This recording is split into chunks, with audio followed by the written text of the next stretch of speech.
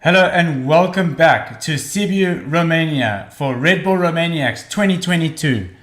In studio with me is Enduro legend Daryl Curtis. Daryl, just how good was that prologue action from yesterday? Yes, it was awesome. There wasn't a dull moment. The guys were literally motocrossing it. It was like a straight rhythm section. And of course, Alfredo Gomez taking the win there. And he got to choose his start order this morning. Yeah, so that was a bit of an advantage to choose that starting order. He's setting off third today. And there's 3-minute gaps between the top three. So there's a bit of strategy out there. And from the start, they're going to have more or less a flowy, nice, easy riding for 45 minutes. And then we're getting into the action, into the deep mountains where we know things are going to get hot. So they're going to go straight into a section called Babysitter, and they're going to do it 3 times. So I haven't ridden it myself, but I see there's like a lot of rocks, and then it goes into a lot of ziggy-zaggy sections to get out. So tell us a bit more. You've ridden it. Well, let me first of all tell you why it's called Babysitter. So when this hill was found with Martin, it was just, the sun was just about going down, because you should know, if you're riding with Martin for the first time, always have a headlight on your bike, have a backup light for your helmet as well, and a nice warm jacket, because you never know when you're coming home. And one of the guys that we were riding with, we were about halfway up the hill, and he said, sorry guys, I need to go home and look after my baby. We need to put to bed. So we're like, okay, ciao babysitter, see you. Yeah. And when you're hard enduro riding, that's always the case. So one of your mates have got the lawn to go and cut it home or something like that, and go and escape. So yeah. So as Daryl mentioned, the Babysitter, we're going to do 3 stages of the Babysitter. The gold competitors will do 3 stages, which is a brand new concept for this year. Martin's really mixing it up, you know. I think there's a bit of strategy to play, and it's definitely something brand new and exciting for this year's race. It's also, yesterday we saw temperatures of like over 30 degrees, so it's dry and dusty out there. And the guys are going to be battling for traction. And very important to see is that, although Gomez won the prologue, he got to choose his start position, and he started third. So we've got Teddy in second, and we've got Manny in third. So I think Manny's starting first, Teddy second, and Alfredo starting third. So I think Manny's going to be hot out the gates. He's going to try to pull as much time as he can in the beginning. So let's go and have a look at today's stage layout.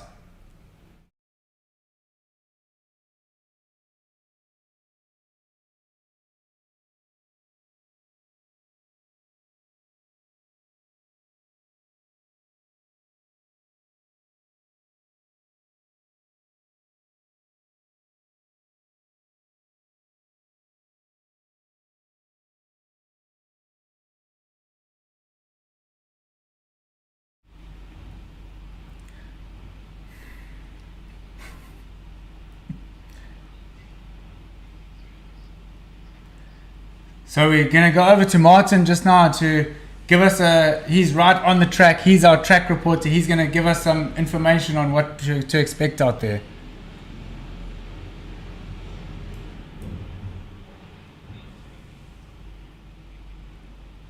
So we just saw a good overview over there of the racing for today's action.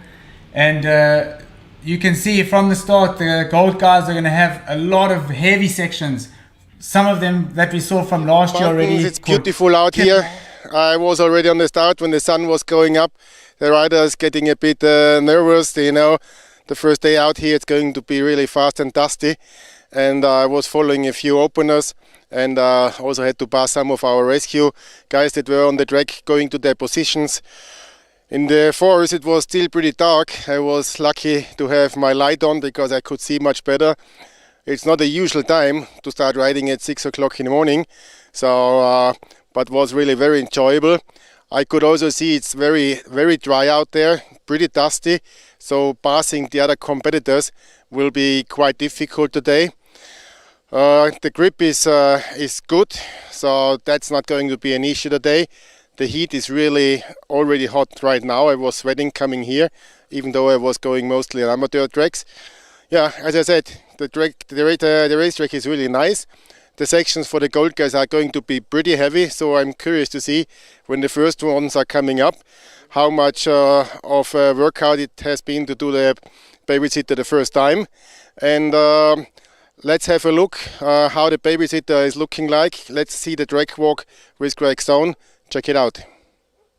Hello and welcome to Romania for the 19th edition of Red Bull Romaniacs. This year we have something new and exciting to bring to you. It's going to be Live Maniacs, which is live action from the gold competitors on each racing stage. The gold competitors will have to complete 3 laps of a signature series on the day. This is going to be super intense racing and will play a big part in the outcome of the race. So here we are in Shugag at the first Live Maniacs, and this right here is Babysitter.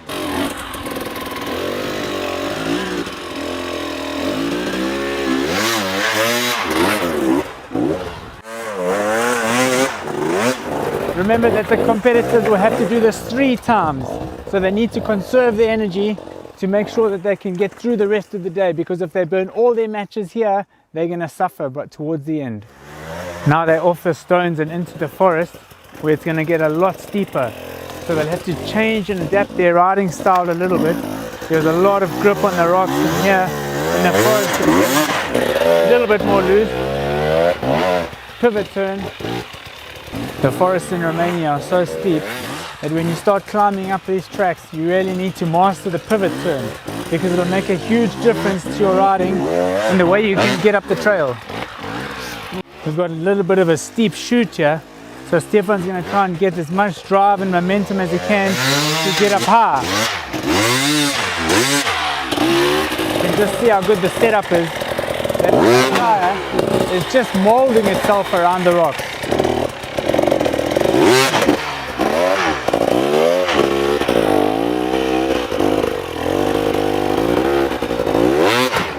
Now it's really starting to get a lot more difficult. And with this mixed terrain here, he's going to be looking for those patches of rock where he can get the tire to just grip on it and give him drive up. Because on the soil, it's just going to wash away and move out of the way of the tire and not give him the drive he needs. I think this is a key point in this track here, because they can save a lot of time if they can shoot up right from the bottom, clear the section and get out, instead of having to come in here, do step by step, switchback by switchback, and get it back out again. And definitely if they don't make it on their first lap, it's going to give them a chance to have a look at it for the second and the third run.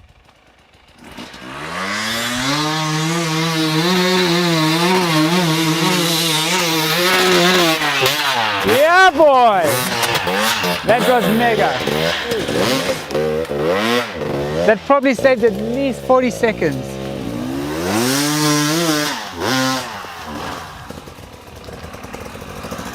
Gonna do the last turn here now, because we're just about over and up at the top. So you'll bring it back up onto the ridge,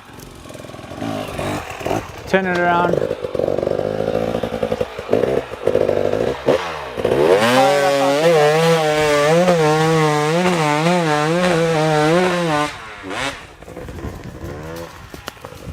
So we're just about at the top of Babysitter now. There's not much, but just the downhill back to the finish.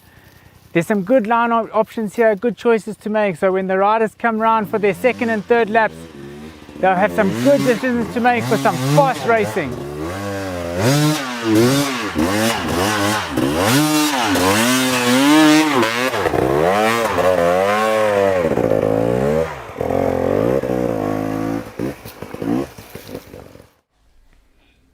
So that was the Babysitter, which the gold competitors will have to do 3 stages of. And Daryl, we saw that Graham Jarvis finished 11th in the prologue yesterday. I think he's playing a bit of strategy there, because it's really dry and dusty out there. So traction is definitely going to be not as good as it would be if it was a little bit more damp. So maybe he's trying to push hard to come through the field. I think so. Graham is the master of traction. He'll find it anywhere. be it wet and dry. It's very slick and slippery out there, so it's going to be interesting to watch. And everybody said Graham had a bad prologue, but I think he's probably done it on purpose because where he's starting now, he's actually starting 22 minutes behind the leaders. So remember the corrected time at the end of today. Anybody that he catches, he'll already know that he's passed them in real time. Yeah, he'll already know that in real time he's ahead, and also he'll have a lot of lines ahead of him, a lot of different options. So when he gets into the babysitter, he'll have some good choices to make and actually even bridge that gap even further. And Manny started first, so I think he's going to have a really aggressive start. He's going to want to get out in front and try and make an advantage. He's got the first 3 riders are starting 3 minutes apart, and all these difficult sections. When he gets to the first one, he'll be able to manage himself and listen for the next bike. So that's going to be really interesting. Yeah, and the maybe they don't know this, but at the end of the day, right near the finish, we have again some really, really tough climbs for the gold guys. So if they burn all their matches here on the babysitter or in the other stages after that, they're going to just be finished.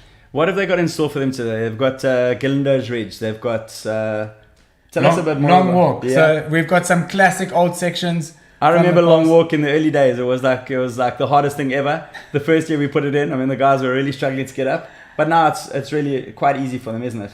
I mean, race winner Chris Birch in 2010 had to phone Martin from halfway up Long Walk to say, hey, are you sure this is the racetrack, because I can't make it up, And Gillendo's Ridge is where Xavier Galindo took that wrong turn. He went down the mountain and he couldn't ride back up it again, and he got into a rowing boat and rowed across the lake. Remember, he had to row across the lake because he couldn't make it. And now these guys are going to conquer it. This is where they're going. This is how the race has changed and evolved over the years, and just how good these guys are now. And only really, I think it's 87 kilometers today, which just shows you how hard it is. The tracks in the old days were always a little bit longer. But shorter doesn't mean that they're going to get and have an early lunch today. No, definitely not. So let's come to a commercial break now, and then we'll see into some good action again.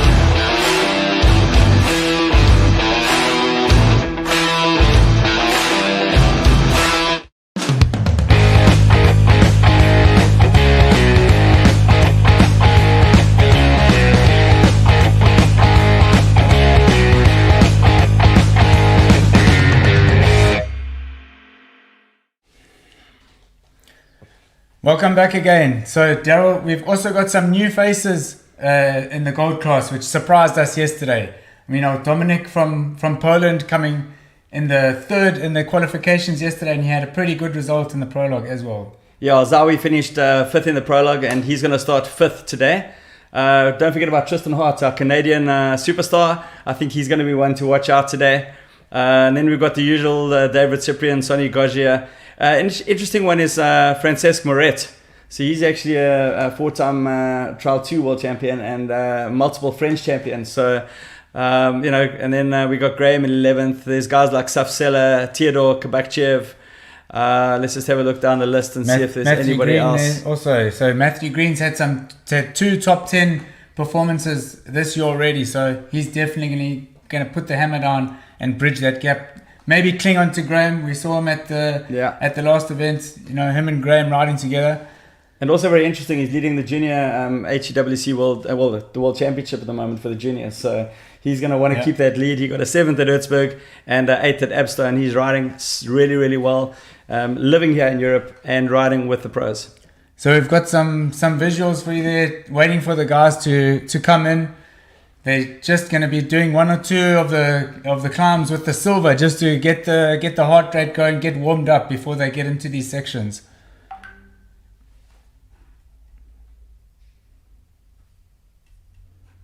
And don't forget, we've got live news coming in from the other classes as well. So head over to the website. There you'll get some info from our media persons on the racetracks. You'll get some interviews from the bronze guys. We'll see some atom action, some iron guys on the service point. And it's always nice to see that, this race is not just focused on the gold. We have so many other guys out there. So it's going to be good to see some interviews and some action from all of the competitors. Tell us about the atom class. So the atom class was introduced, I think 2 years ago now. And that's really nice riding, just all in the forest, some super nice roads. We've even got another guy riding with a Dakar bike, one of the Dakar replicas. So there's something for everyone, It's not about the gold. There's just something for everyone, which is so cool. We've also got Matthias Walkner riding bronze on his Dakar bike, and we've got Paul Terrace, of course, also riding bronze. And then we've got Chris Birch on a 500 in the silver class. So it's going to be really interesting out there today. So I think there's going to be a lot of attention around that big battle, that big struggle between Paul and Matthias. I think that's really one to watch. I'm so keen to see it because some of the pictures that I've seen of Matthias, that Dakar bike full open, it's just going to be such good action to watch. Yeah, and Paul Terrace, of course, yesterday on the prologue, he qualified third there. So that was really something to see how he managed to manhandle that big bike. I mean, the skill level is just insane. Just insane. It really is. And also, not only on our webpage for the live news, don't forget to tune into Red Bull TV, where you can see a highlights reel from each of the day's stage, giving you some really good information and background of what's going on. And, good to see that we're getting a lot of different points out there where you at home can be involved in every aspect of the race. And if you haven't raced the Red Bull Romaniacs, then put it on your bucket list, because I can tell you now, the riding here in these mountains is probably the best riding I've ever done in my life. No, and I heard a good story from old Chris, who made that really awesome freestyle ramp we saw, the MTB hopper. He told me that one of his countrymen from Lithuania, he said, I really want to do a Romaniacs one day. So some of the buddies got together, surprised him, hey, here's your ticket, off you go, here's your bike, go to Romaniacs. And the guy was just so stoked. So it's just so cool to see so many new faces as well. Yeah, every year there's just a lot of new guys that come in, they watch these broadcasts and they want to come and do it. And So here we have the first riders coming in. This is going to be interesting. There's Manny right in the start of the section. That reminds me straight away of Abstone that we saw just the other day. With all of those big rocks. It looks a little bit like Carl's dinner, that. Yeah, it does look a little bit like Carl's dinner. So you see Manny's getting some good drive there. He's going to pick his line. And remember that they wouldn't have seen these sections. They're riding these completely blind. So he's going to really think about his line choice to make sure he's not going to make a mistake where a guy like Alfredo can just close that gap. Yeah, this is not like Erzberg when the guys got to walk these sections. So, is there one line up here, Craig? What does it look like? There is no real line at the bottom there where we saw him, but now where he's getting up to now, the trail does open up because we have a lot of hikers going through this section, so the rocks are a little bit flatter, which he'll get a little bit more drive on and hopefully for him get out of sight before the next rider comes in. And the gradients here, obviously it looks really steep. How bad is it for the average guy? Really hard. Those rocks are so big. If your front wheel drops in, then it's so difficult to get going again. You'll notice Manny really getting on the back of the bike to just keep that front wheel light. So now he's going to come across the camber and into the forest for the first time. A big thing about these races is bike preservation. So you can easily bash a gear lever or something. So manage your heart rate. So remember, they have to do this section 3 times and only just at the bottom. Manage your heart rate, make sure that you find traction. And this is what some of the guys were talking about yesterday. Because it's so dry and dusty, it'll be easier for the front guys. I don't know what's going to look like on lap 2 or 3. Yeah, I think it could be, but on those really difficult off cambers, once the guys start going through, they dig out a little bit of a rut. So there is an advantage for the guys coming from behind because there's less chance of their wheels slipping off the trail. There's more of a line for them to follow. And Manny's a master of these uphills. It was a couple of years ago when the guys were asking him, there were some sections there that he managed to get up really made them look easy. And some of the pros said to Manny, how did you do that? You pulled so much time on us there. So he's extremely good at these uphills. No, he's definitely going to try and stretch the elastic band here a little bit, because we estimate it'll take them about 7 minutes to get from the bottom up to the top again and then back in for their second stage. So Manny might be pushing hard so that he can just close that loop, get the stage done, and maybe come back in behind Alfredo, for example, because that's already also a mental battle going on here. If Manny can see Alfredo, if Alfredo's in his first stage and Manny's coming for a second, that's a real mental battle he's already won as well. So Manny picking his way through. So next rider into that section is going to be Teddy Brzeziak and then Alfredo Gomez. So we'll be able to compare riding styles here. Making it look really easy so far. Just see how he weights those foot pegs, just getting the drive, throttle control. How far are they up this climb right now? So they're almost halfway up the climb now, so Manny's really doing it really, really quickly. And does it get worse? It does, definitely. The gradient picks up to almost 60%, which is really, really steep.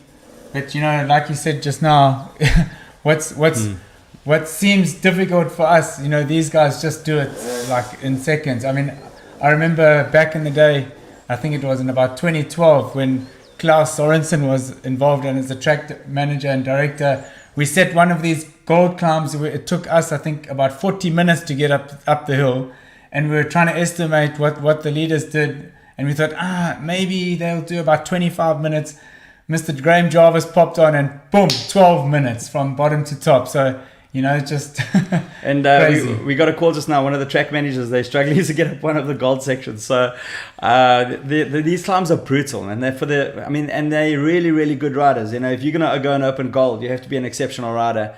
And if they're struggling to get up some of these new sections, then we know that they're going to be tough. No, for sure. And remember that this is for these top guys. This is their livelihood. This is what they do. They put in so much training, so much effort into what they do to make sure that they get the best performance, because now we have a world championship. This is a world championship event, and to be crowned world champion is definitely a major achievement. So talking about that, Billy Bolt, our 2021 hard enduro world champion, is out with an injury. He's had that wrist surgery, so he's out.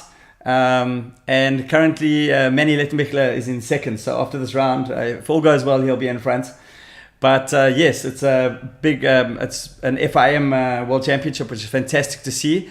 After all of the years, we finally got ourselves these World Championship races. Yep, and it looks like Teddy's just about to come into the section now, and Manny hasn't finished. So that's going to be good for Teddy to get into the section, get around, and Manny won't know now where the other riders are because he's coming out the top.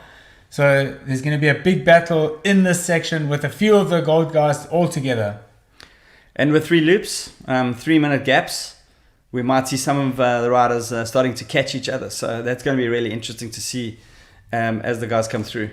Definitely. And line choice is going to be key here, because there are a few different options. So if you just pick the wrong line, almost similar to the prologue, if you pick the wrong line, you can get caught up and lose a bunch of time. I noticed all the dust out there when they were going up the climb. I mean, This race, there's a lot of fast sections in between as well. So that could also be quite a big factor. Lots of dust. So, guys need to take care out there. Pay attention. Yeah, because if that dust gets inside the lens of your goggles, and the low sun in the morning, because we start really early on these off-road days, and when the sun's really low over the horizon, it's very, very difficult to see when you've got some dust mixed on there. And you'll see some of the guys even taking their goggles off just to get some clear view ahead. But in these tougher gold sections, so the dust will be there, but I don't think it'll be as much of a factor. So let's see, we should see some visuals of Teddy coming into the rock section here.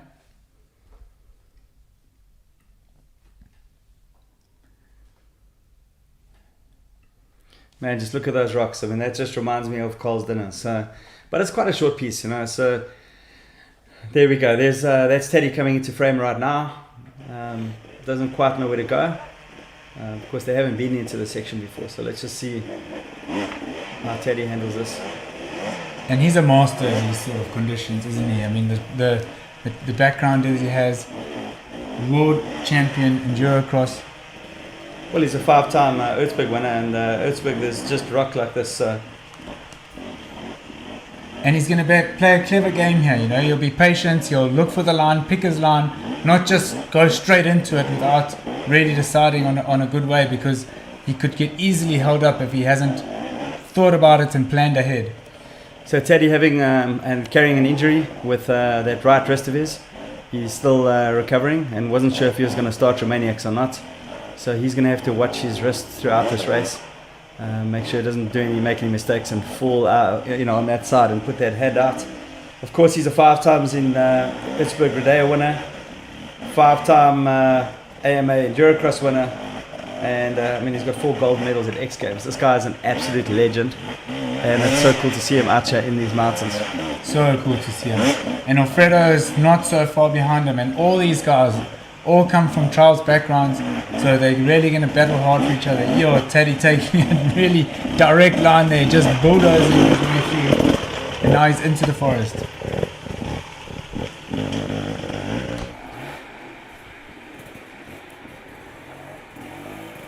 So Teddy's still just picking his way through these zigzaggy sections. We should see Alfredo coming into shot fairly soon.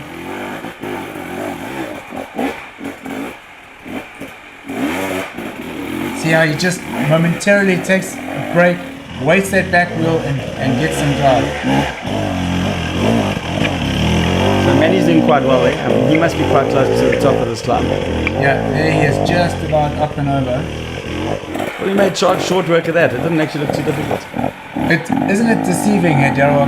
Remember from when we were racing that you see that sun coming through over the horizon on the ridge, and you think, yeah, I'm at the top. And as you get on the top, it just hits you and climbs up again. So it sort of becomes a rule that don't think you're at the top until you start going down again. There's always that little sting in the tail. So there we can see Alfredo Gomez coming into the picture. So of course he's lying 4th in the Hard Enduro World Championship Series. So he's really going to try and catch Manny. And Manny, of course, doesn't want to see Alfredo Gomez today. No, definitely not. Because then Manny will know that Alfredo would have closed 6 minutes on him. So he's definitely going to try and push hard, stay ahead, and break that elastic band. You can't really see how steep that is, but the fact that Manny had to get off there just to pivot that bike. This next section, he's not out yet. There you can see the gradient over there. So I think he does a right turn over here. And looking for traction, every little bit of traction. You can see how soft his rear mousse is. But again, you've got to be careful here because you've got 87 kilometers and also there's quite a bit of fast stuff in between.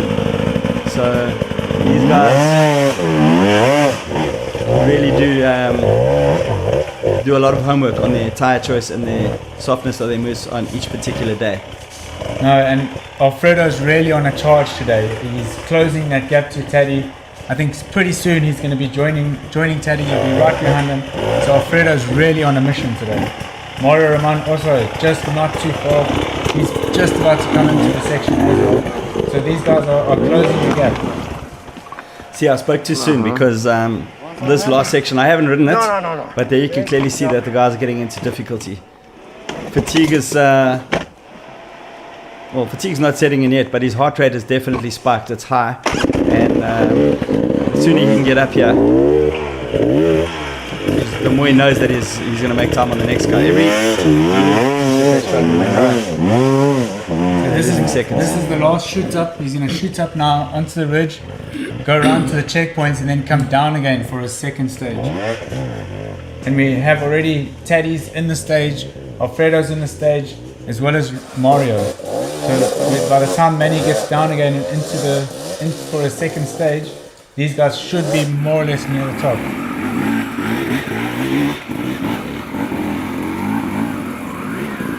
So it looks to me at the moment like Manny has made really, really good time at that climb.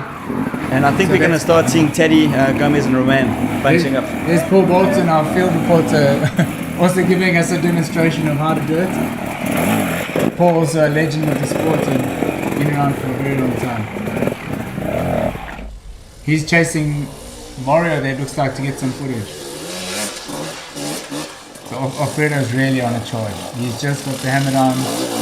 So it looks like Alfredo Gomez here is probably going to catch Teddy towards it. I'm predicting he's going to catch Teddy towards the top end of this I climb. would say. Mario not too far behind though, you know, so these guys are already bridging the gap, because once they in a group, once they in that little group and riding together, the guys that started behind have a real big advantage. Yeah, the action's definitely going to start hotting up over now. There you can see a barrier there to stop rocks tumbling down and hitting somebody lower down. That's old Mr. Bolton getting off his bike there. Come on, Paulie! Man, he's doing such a good job out there at the moment for Red Bull. The coverage is just insane. So here's Mario, and watch Mario on these big hill climbs when it's just full gas, shooting his way up, because in my opinion he's one of the best hill climbers. Well, Mario Roman is lying third in the Hard Enduro World Championship at the moment. So, I mean, he's just had such a solid year. And he's really, I mean, he finished 10th at Red Bull Minus. He won Extras, second at Erzberg, and third at Abstone. And of course, he wants to be on the podium. He wants to win this race. No, and he's, in my opinion, looking fitter and stronger as I've ever seen him before. So he's super motivated to get a win. Watch out, Manny Letzenbichler. They're coming for you. Winnie is down there. But of course, we have to remember that Manny's won the last 3 rounds. So he's the strongest rider out there at the moment. But everybody wants to take him down. Yeah. It's not going to be easy. As there we can see Teddy coming out. No, there's Manny. Sorry, that's Manny coming out at the top of that climb. Is that Yes, right? that's correct. So that's the checkpoint.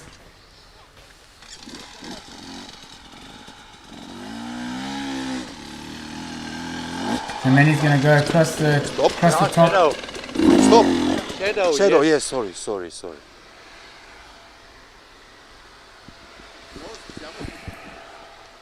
Manny looks a bit unhappy about something. I'm not sure what happened out there. There's Paul shooting up through the rocks.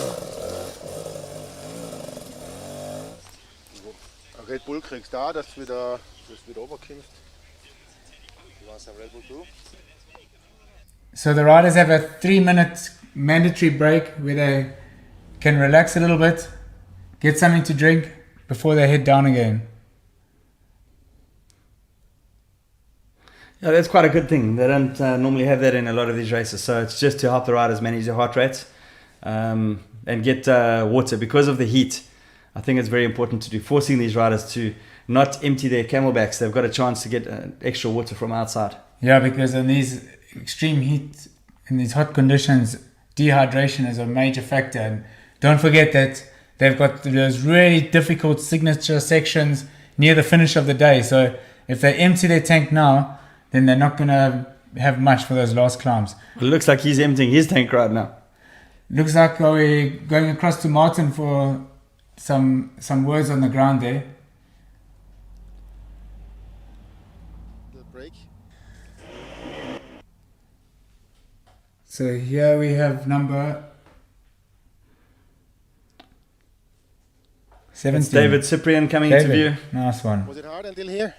Definitely was hard until here, but it's so dusty, and I think it's going to be so dangerous now to get up there with a bunch of riders. You can see the dust cloud back in there, so I think it's going to be really slowing us down now off this pace.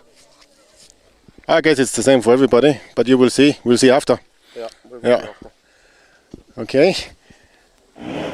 There. So David got a little hung up there on the rocks there. So he's also just looking for the line. Where's the best place to go? David Cyprian lying 9th in the Hard Enduro World Championship at the moment. So he's 24 years old. He's from the Czech Republic. And he finished 9th at Minus earlier in the year. 6th at Extras. 8th at Erzberg. He got to checkpoint 21. So he was the first. He didn't finish, but they're still in the points. And 11th at Abstone.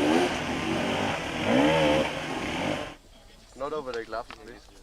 He's riding the whole series. Nah, just Manny's just having his last little stretch before he heads out after his little 3-minute break. And you can see there the hot temperatures. I mean, it's so early in the morning, and already it's super hot. We're already in the late 20s, 20 degrees Celsius. And after that climb over there, the guys are just losing body fluids. and it's only the start of the day. So I can see Tristan Hart is just about to come into the section as well. So he's also on a charge this morning. Keep your eyes on Tristan. He's a young up and coming star. He had some really good results at Erzberg. He was right at the front of the race. Yeah, Tristan's our dark horse here. I think I agree with you. I think he can come through. He's definitely. I want to see how he tackles that climb.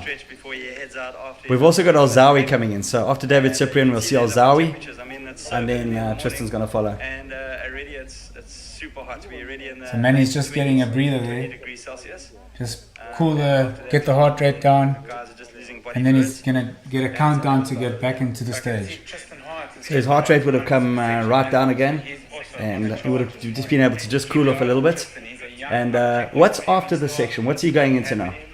So when they finish this live Maniacs stages, they've still got Lost World, they've still got Killamore, they've got the Perla Loop, they've got Galindo, they've got Long Walk. That's 5 big sections after this. So they've really got a tough day ahead. And to get from where he is now to the next section, is it a little bit flowing, or was there no flow today? Not at all. There's just no let up for these guys, because once they come through the checkpoint for the last time, they'll head back down the hill where they can just recover a little bit, get their heart rate down, go across the valley, and then straight up into Galindo. So there's Tristan Hart coming into the section. This is gonna be. I'm super interested in this. I haven't had a good close-up look at Tristan's riding, so I'm really excited to see him on this uphill. Of course, they're going to do this section 3 times, so we've got lots of action here as Manny's about to settle. So off he goes. Manny goes off into the next stage.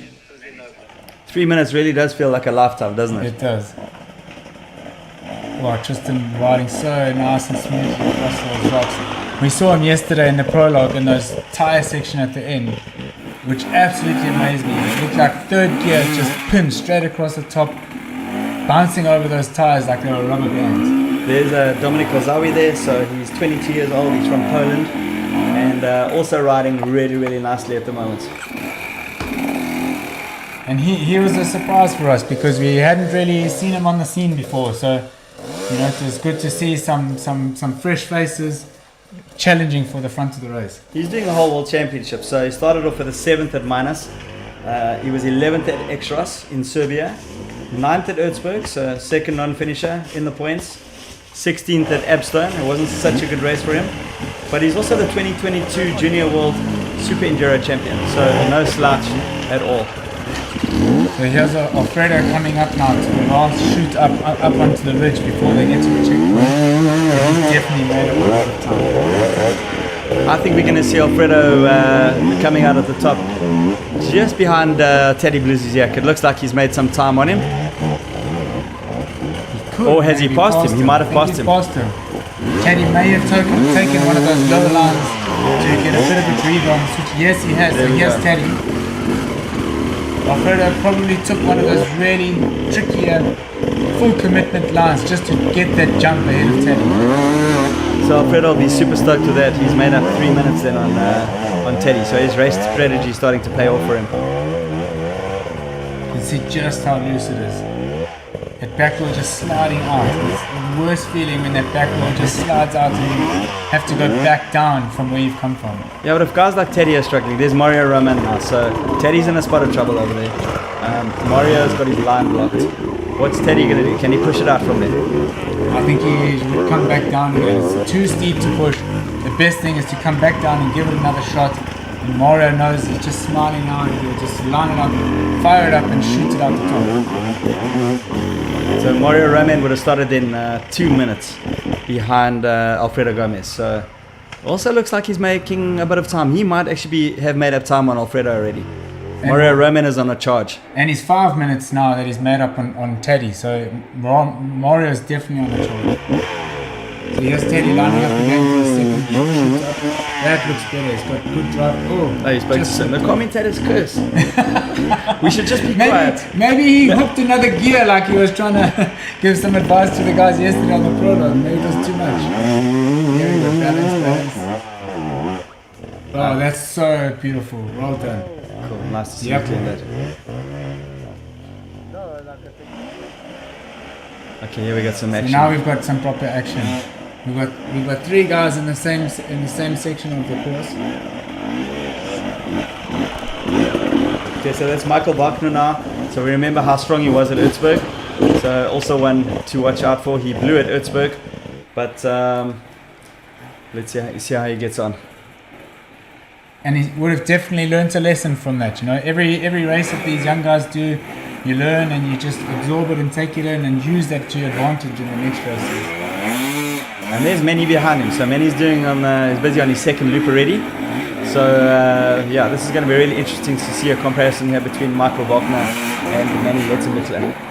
And remember now that Manny has the advantage over these guys in that he's had a chance to look at the section, look at the lines, so that he can get a jump and a gap in the guy in front of him. Also could be a disadvantage because if one of the guys in front just gets held up and can't get through, then Manny might have to wait a few moments before he can get going again. But again, it's the same for everybody, so it's the luck of the draw really. Definitely. Manny definitely knows exactly what's lays up ahead, so he can manage himself.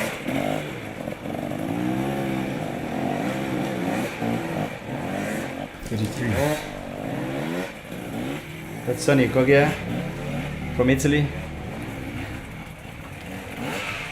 So Sonny started in 8th position this morning, so he's going pretty well. Although Michael Wagner is on You're the not the charge only one because that he needs started to- in 10th position I hold your this bike in the morning, and meantime, he's yeah. already gone through. Yeah. Opa. So I'm sitting today on the gas. First time on the gas today this morning.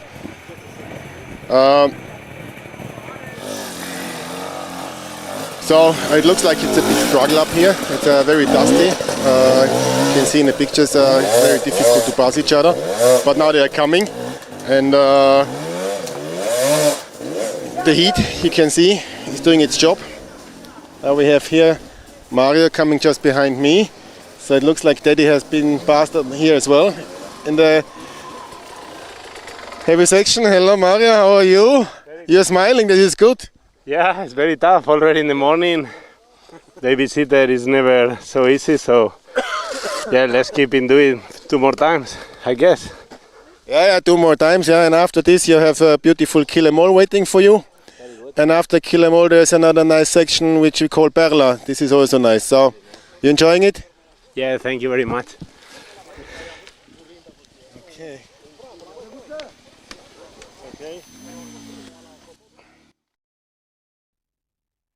So big smile, big smile on the face there, and here is the king. The king has arrived, everyone. Mr. Graham Jarvis. Bike number 32, Graham Jarvis. So the king is here. He has arrived and he's just closing the gap on these guys. This was a good strategy by him. So remember, he started 22 minutes behind Manny. So has he made up time, and is he going to make time on these next 3 loops? Ride and try my best because yeah, you know, I still need time, but I'll push as hard as I can. Yeah, but you came in second in the hill here, so the fast stuff was going good, huh? Yeah, the fast stuff, you know, I can go fast, but on the downhills I was losing some time because I'm riding crooked, you know, and like as soon as there's rocks at the bottom, I have to sit down and anyway, it is what it is. Yeah, but you're enjoying at least the time here in Romania? Yeah, sure, you know, the fast stuff is awesome. Yeah. You didn't have anybody in front of you, so you didn't have any dust? No, now I had like Alfredo and Mario, but in the hill I let them go past, you know, like I said, you know, I'm just trying to stay on the bike and finish the day and build myself back up, you know, give myself time, give that hand more time.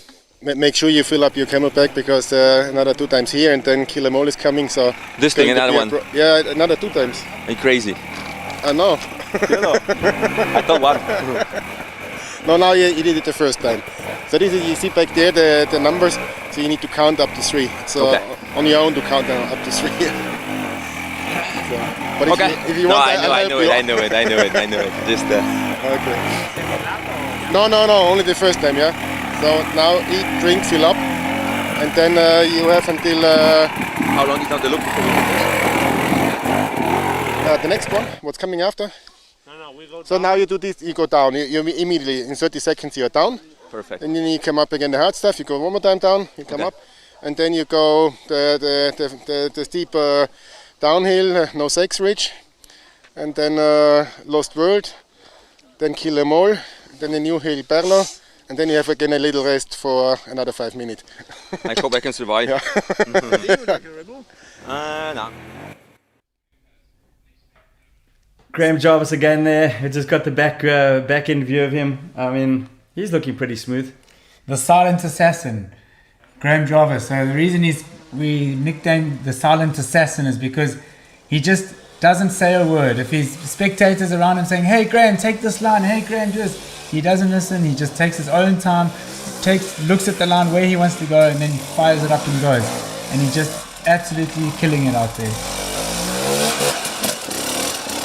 But also, I mean, part of that nickname is the fact that Graham, I mean, if you look at him at Ertsberg, when he couldn't get out of the bowl, slowly but surely he'll come and pick them off. So just silently, he just picks his way through the field. He's really good at that.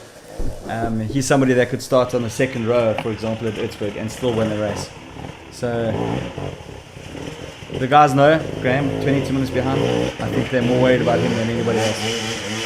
Looks like Tristan's almost heading out to the top there now. So Tristan's really done well through this section. Made up some time. He's going to have 1 or 2 more zigzags, and then he'll be up onto that last ridge.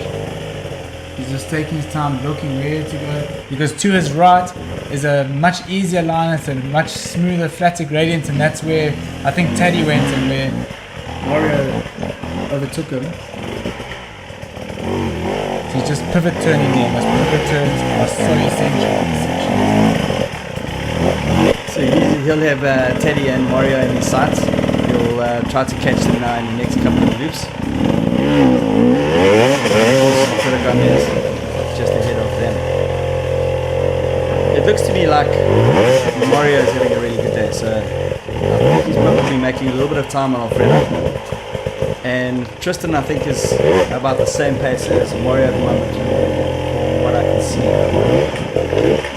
Tristan's winning a lot of matches there, trying to get all the A little glimpse of Theodore coming through there, and then that's number 16. So that's also many Ertsbergs and in Romaniacs under his belts. There's Theodore Kabakchev from Bulgaria.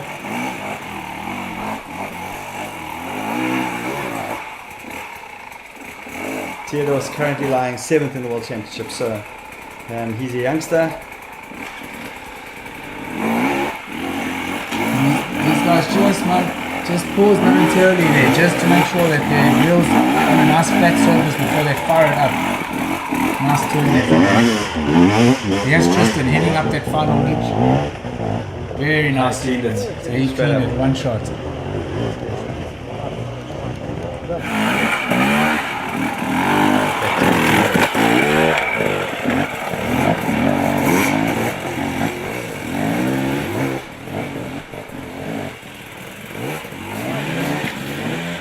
Dieter will try and just hang on to the back of Theodore there, just to help that motivation, just cling on to him, and let them pull each other up. Theodore finished 8th at Romaniacs in 2021, and he's of course going to race the whole World Championship.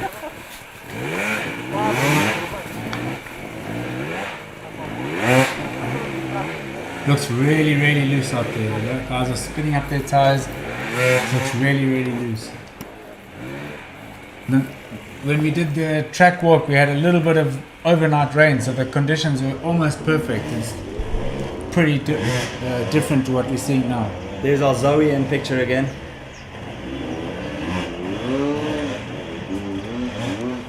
Michael Wagner just getting caught up there a little bit.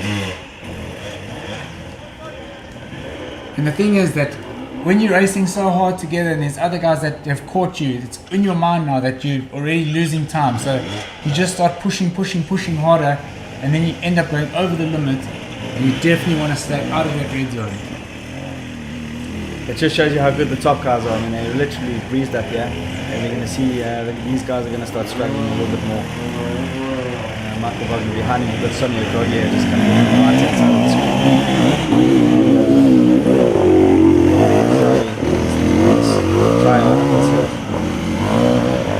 And Gerald's there a bit of an advantage in teaming up. Not teaming up necessarily that you need to get off and pull each other's bikes up, but just, being together, racing together, pushing each other ahead. I mean, it just didn't, a bit like you and Leon used to do back in the day.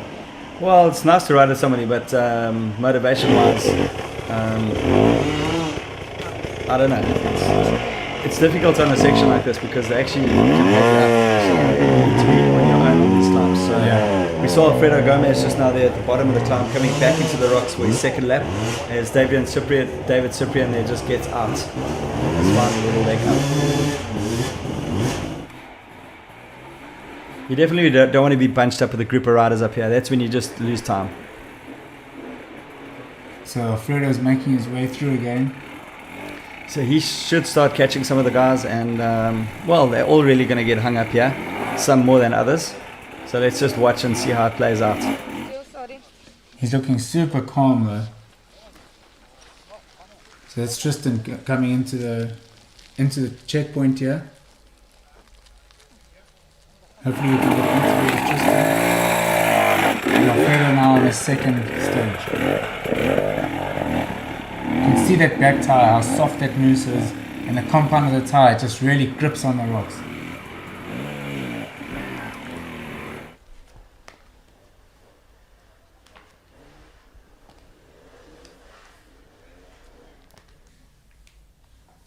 So here we go across to an interview from Martin with Tristan Hart.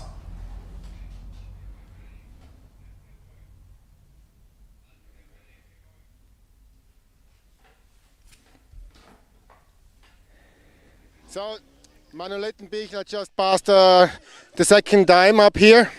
How was it here? You did only one heat? Yeah, so I guess we got 3 more to go. We're doing it 4 times total. No, 3 times total. Oh, it's only 2 more. 2 more. Okay. Yeah. It's hot today, that's for sure. Really hot.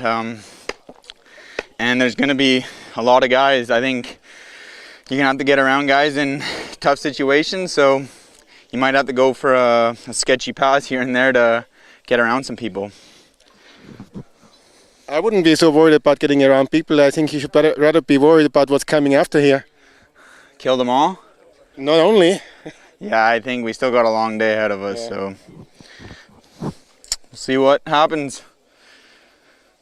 But you're doing good, yeah? Everything fine, feeling fit? Well, right off the bat, I got lost. There was blue ribbons going both ways, and I accidentally took the wrong ones and didn't look at my GPS, so I got lost a couple minutes there because 2 guys got around me, but learning. Yeah, well, you're doing good, yeah, and it's your second Red Bull Romaniacs, so and still another 3 days to go after that one, so I think you can catch up. Or what do you think? Yeah, we'll see. It's a long race and anything can happen, so just got to keep going. All right, good luck. Thank you. So that was Tristan Hart from Canada, doing really good here on Romanian soil. And we'll back. Last ridge climb up to the top. This is Michael Valkenen now. Let's see if he cleans it. But I'm interested in there. If he made a wrong turn earlier on, I mean, he's lost a bit of time. So he's doing there's Graham Cheers, Thomas. Graham. Come on, boy. He's saying, move it. I'm going to charge you. So lots of respect there. So he waited for Michael to get up the climb. You know, you can't just go and pass him there. It would have been a little bit uncool. But I think he's looking at that down on the right there. He might just try and clean the section and take both of those guys together. Let's have a look and see what he does. Here we go. There you go, look at him. Straight up. That's why he's the king.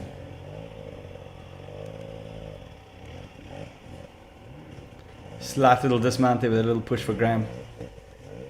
I mean, 47 years old and he's still at this level. It's crazy. So what's wrong with you? Why aren't you riding? No, I stopped at 43. I was done, man. I was done. Body's had enough. I'll sub-seller there from Israel. Also a very promising youngster. He's riding on the Alfredo Gomez racing team on that gas. And I think we really need to look out for him in the future.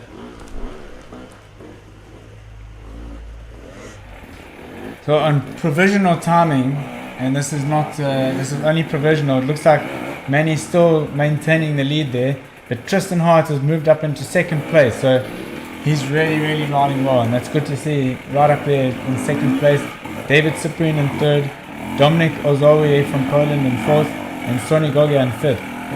So Subsela is third in the Junior Hard Enduro World Championship. So Matty Green's leading. So he's doing his best to bridge the gap to Matt. There, Manny Back into the rock section again. You're going to head up into the forest. I'm sure he's getting pretty tired by now.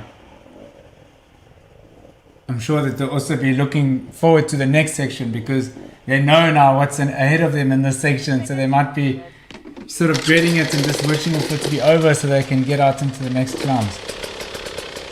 The guys are definitely welcoming this stop, getting some cold water, drinking water and some water down the back as we see Manny picking his way up this climb. Managing his heart rate, I mean really that's key here. Definitely. You know, and with the heat and what's still to come, they don't want to go over the top too soon. So Manny's going to start catching now. He's going to start catching Subseller and Teddy. You know, he's going to pass Teddy up this climb. So Matthew Green will be on his first stage. Teddy's on his second stage. So there's Matty Green coming into the picture now. So he's our current leader of the Junior Hard Enduro World Championship. And it'll be good for him here to see the other guys on the stage that are ahead of him, like Teddy, and try and just bridge that gap and stay with him and just let Teddy tow him up the top to try and get a bit more time back. And Matty's also lying 10th in the overall Hard Enduro World Championship. Incredible. So yeah, he's doing a great job. He's had a really good season so far.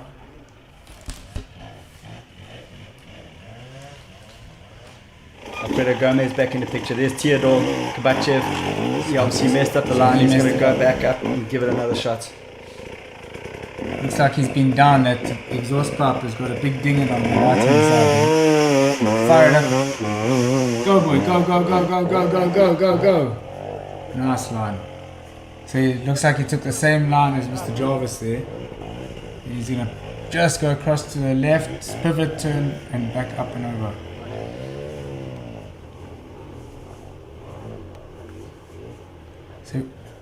So we have another interview with Martin there on the field.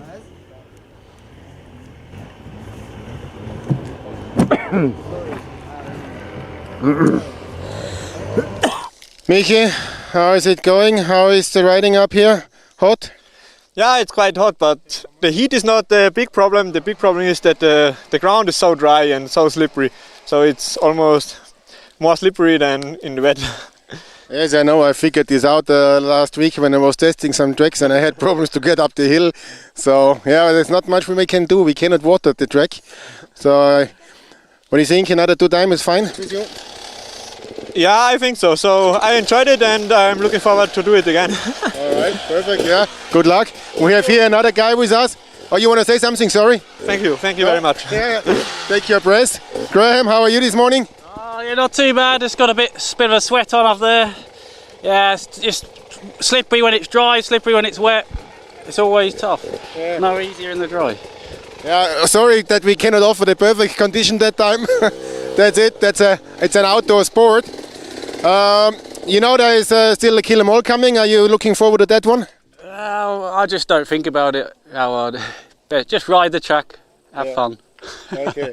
No, I'm glad you like it, yeah. So we got at least some smiling faces here because Letty wasn't smiling so much. No, but not everybody can smile. Gotta smile. Yeah. Keep smiling. Yeah. I mean, for me, it's easy to smile. No, wish you all good luck. Tristan Hart coming back into the rock section again. So he's on his second stage now. He's on a second stage and he's going to get into a bit of traffic here. Looks like he's taken a little bit of a different line there from the first time. He's way off to the right hand side. So maybe he saw from his first stage when he came through, he saw that flatter section that he traversed across. So maybe he just wanted to fire up on that right and now get onto this little footpath to make his life a bit easier. Got a glimpse of Winnie there in the background with a white shirt. So he's actually the boss of the Hard Enduro World Championship. Nice to see him out there.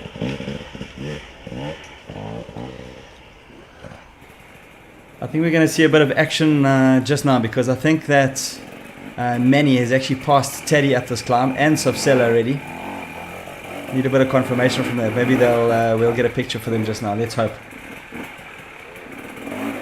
So it just shows you how the level. I mean, Manny at the moment is just incredible. No, just incredible. Yeah, and interesting to hear there from Graham Jarvis that when the conditions are dry like this, it's similar to being wet. So it looks like they're having a real struggle out there. There's Dieter Rudolph.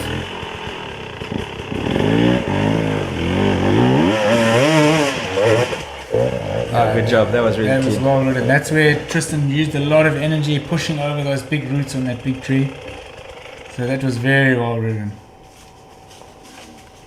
I think the trick is here, like, you know, I never had a trials background, so I ended up pushing my way over a lot of things. And these guys with a trials background like Graham, the skill level is so high that he just manages to conserve energy all the way through. And even at his age, because his level is so high, you know, he can do as well as he's doing. And I think that was the story for Wade Young as well when he came onto the scene. So he never had the trials background, but he was just so super fit and super strong and really fast on the open section. So he would push hard on the open sections and catch back up to the leaders again. And in these tough situations, he ended up pretty much carrying the bike through the section to get up because he never had the same skills, but was super fast in the open sections. And now gradually over time, those skills he's now developed, and he's been a race winner here before. So these conditions at the moment suit us quite well because of the, you know, in South Africa we're used to these dry, rocky conditions.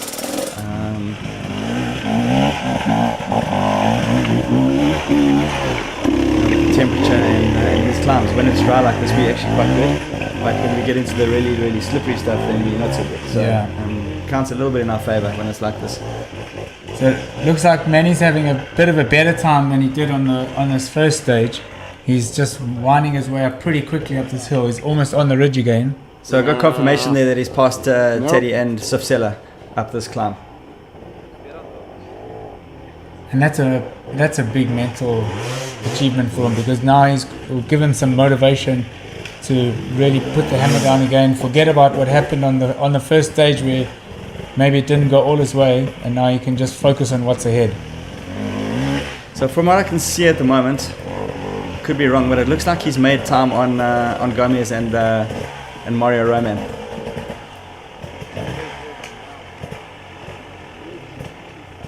Just having a look again at which line he wants to take, clicking into second gear, just making sure again.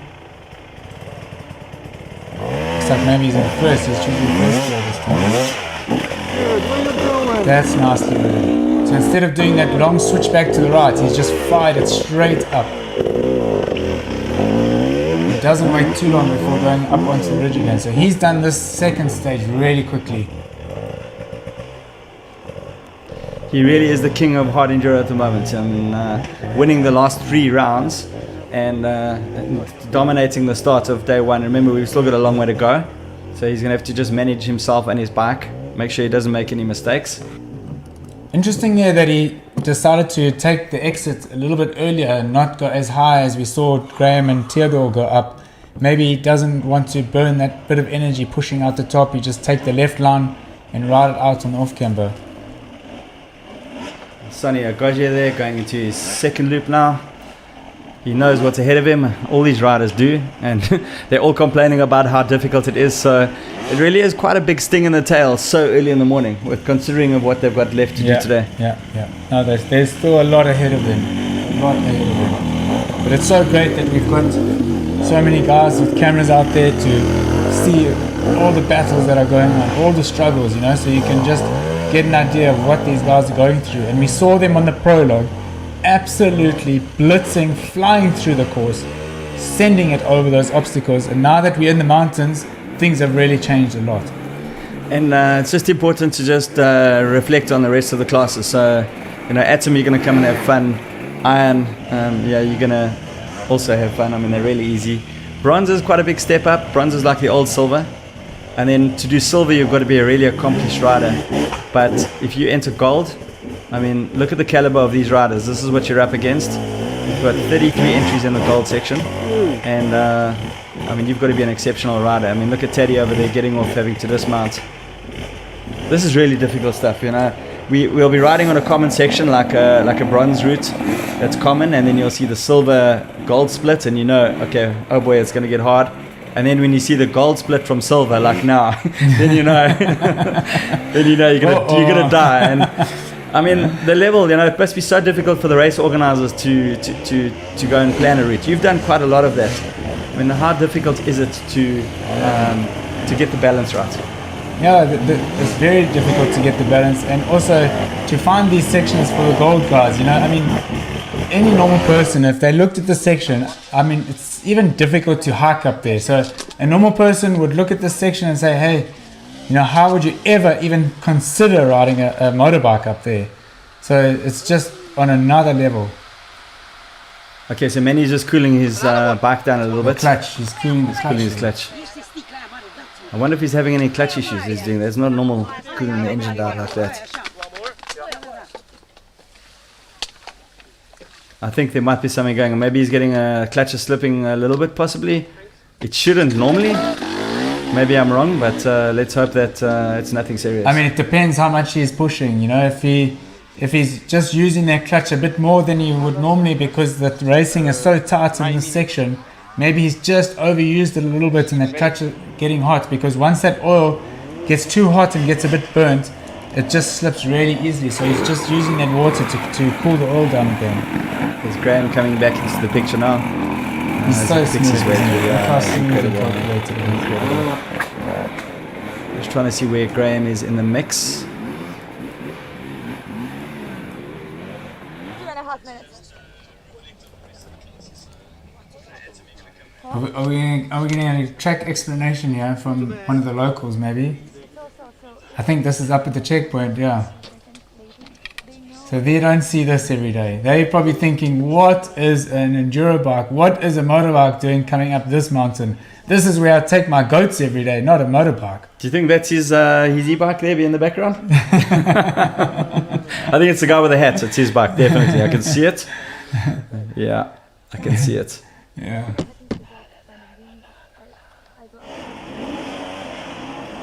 So that looks like Skinner there. That's Mark Skinner coming into shot. So he'll know what to expect here. And he's just catching old Dominic or Zoe there on the lower part of the screen. Mike Skinner taking a really nice line up high. So Mark will be on his first stage through the section, and Dominic on his second. So it looks like Dominic just got caught up there. Also got a little bit of fatigue setting in now because. Oh, what a line from Theodore! Wow, look at that! Passing both of them.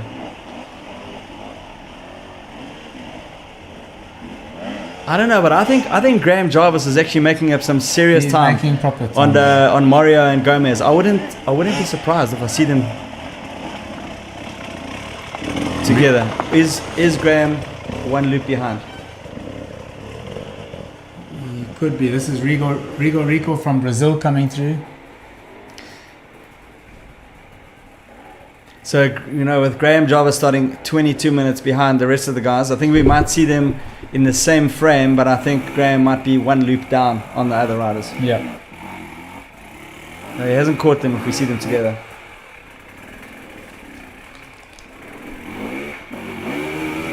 Nice to see the guys coming all the way from Brazil. We've got so many. How many different nationalities do we have here at this year's edition of Romaniacs? I think it's 33 though, so that's really awesome. More than 50, 53 nations.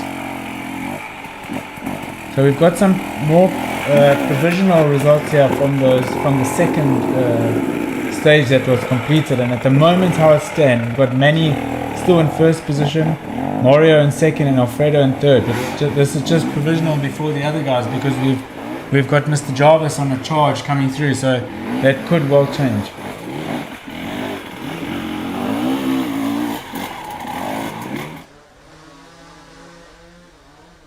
And you can see the sun's getting a bit higher up in the sky now, so it's going to start getting really like a cooking pot in there. The guys will be sweating. Just walking around in town yesterday, I mean, at the prologue, it was really uncomfortable. That's how hot it is. And still very early here in the morning. I mean, it's not even, it's 20 to 9 at the moment, local time here. There's old Mr. Bolton that just came into frame just now. And of course, we've got Philip Schultz coming in. doesn't know what's waiting for him yet.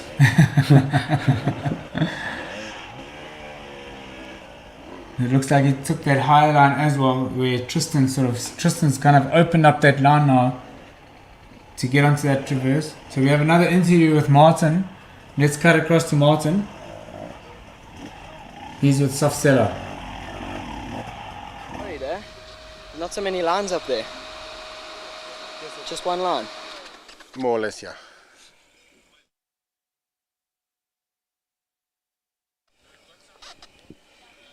So now I'll wait for 5 minutes. Yeah, here's now a 5-minute break, yeah. How was it until here? Yeah, pretty good so far. I'm having fun. Yeah. So nice to ride in the mountains, eh? Better than the streets. Yeah, I just checked, there's like about 15 people in the track. So I think that's not too much. I was counting like the 15th ranked rider came in just when Letty left, so I guess passing shouldn't be an issue. Or did you have many people to pass? Well, I just had one person to pass, which was Saf. Yeah. And it was pretty difficult, eh? Yeah. Pretty difficult to pass him. So yeah, we'll see. I've got 2 more laps. Yeah, it's going to be interesting. Yeah. Manny's leading. Or? Yeah, Manny is leading. He just left, and he's the first one that did 3 laps. Okay. Tristan just did his second one. Okay. Daddy just passed like 2-3 minutes ago. Perfect. So I think things are running quite smooth. I know it's dry and not the easiest conditions, but that's it, yeah. Nothing you can do about that, eh? Yeah. Not so much. What do you think? It's better wet? Maybe like, if we can't pick or choose, but if I had to, I'd probably have like 20 mils of rain maybe a week ago. Get the soil nice and loamy, you know. No rain for the race, but yeah, should be fun. Yeah, I would also like to have those green nice, conditions, yeah. On and off, but I don't think we can. We can't mess with the guy upstairs, so this is what he's given us, eh? Yeah. He's gonna ride it. Exactly. Yeah. Good luck, yeah. Enjoy the ride, yeah. Thanks, Thanks, Martin, and hope everyone's enjoying the show. Yeah, I guess people like it. I'm watching it. Your South African friends are doing a really great job commentating. Ah, yeah. Daryl and Craig are on the booth, eh? Yeah. No, they're nice guys. Very fond of them, and hopefully they're saying nice things about me, you know. Could say anything because I think they know a lot more than your average commentator. So, yeah. Say nice things, guys, please. No, they are quite friendly. They're finding really good of many positive things to say about you guys, and it's very interesting listening to them because they have really a lot of background information. So that's really a very good commentating. Thanks you guys as well from out here from the field. Cool. Take it easy, Martin. I'm gonna fill up my backpack. Yeah, you should. Yeah. Well, nice words from Matty Green over there, and Safsela there's right behind him there in 3rd place. So those are the 2 guys that are fighting for the Junior World Championship. So Matty Green and Safsela. But sure, I've just seen Matty's level just go from strength to strength in these last 2 years, and I think that sure, I mean he's going to be right up there, and never mind the Junior World Championship, but in the overall championship, he's lying 10th at the moment. So yeah, there's Alfredo coming into the picture.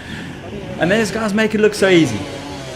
Alfredo is on his 2nd stage here, but what I find interesting to hear from Matty there is that he doesn't mind the conditions, whatever it is. If it's pouring with rain, if it's dusty and dry, whatever it is, he just focuses on his job and what he has to do ahead. Do you think they got a choice? But you know, it's just to not get that in your head. You know, you don't want those negative thoughts getting in your head, because you want to just keep your thoughts clear, keep your head clear, because if you start thinking about the negative things, then it does definitely affect your mojo and your motivation. So Teddy back in frame there, and that's Nick Furringer behind him there from the US.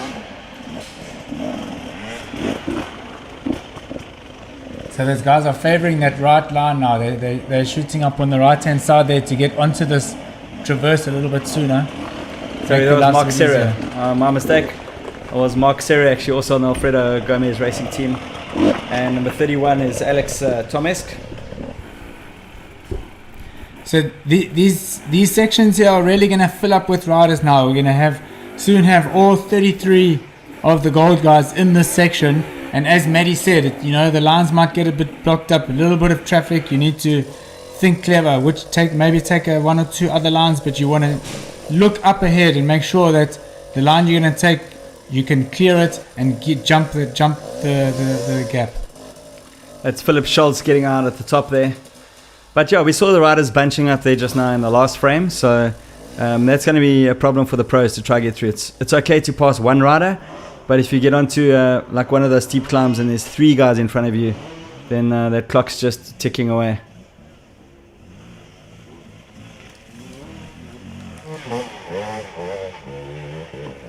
There's Francesc Moret. We spoke about him a little bit earlier, but there's Graham Jarvis back in the frame now.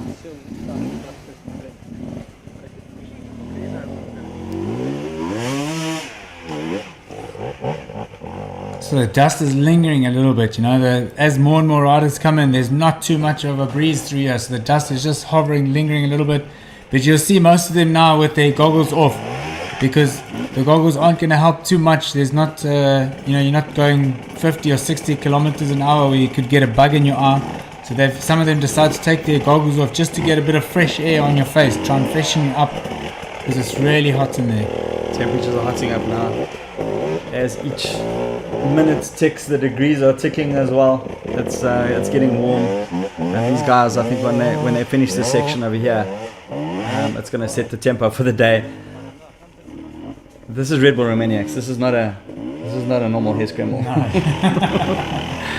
for sure. Theodore's looking quite smooth there on this section.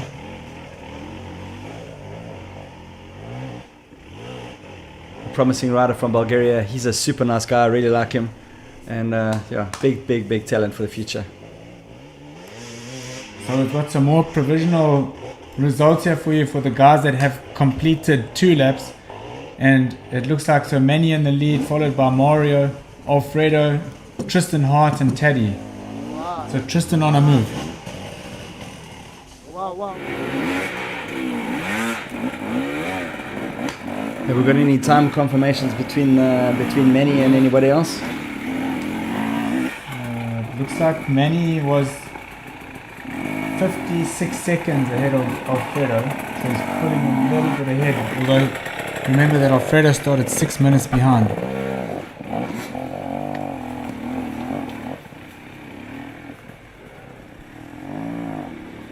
So we have another interview with Martin. Like yeah? it. Let's see who's chatting to. Over to you, Martin.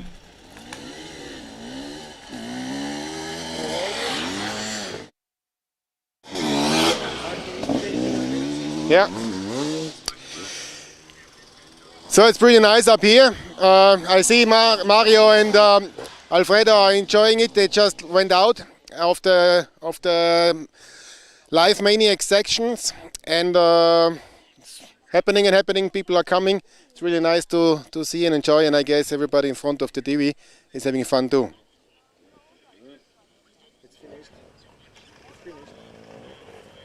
A struggle, another battle, and this is where a little bit of strategy and game plan comes in, because if someone's blocking your line, you guys are racing for positions here. You just want to have a clear little track ahead.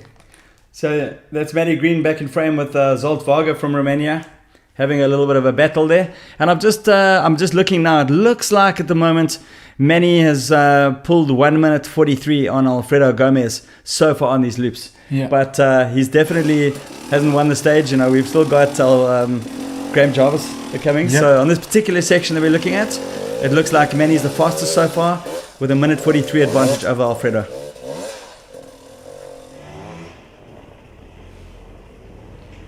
There's Nick Farringer. There's the guy I was talking about earlier from the US. I haven't seen him ride yet, so let's just see how he does here. That was a nice pivot turn from him. Another nice pivot turn.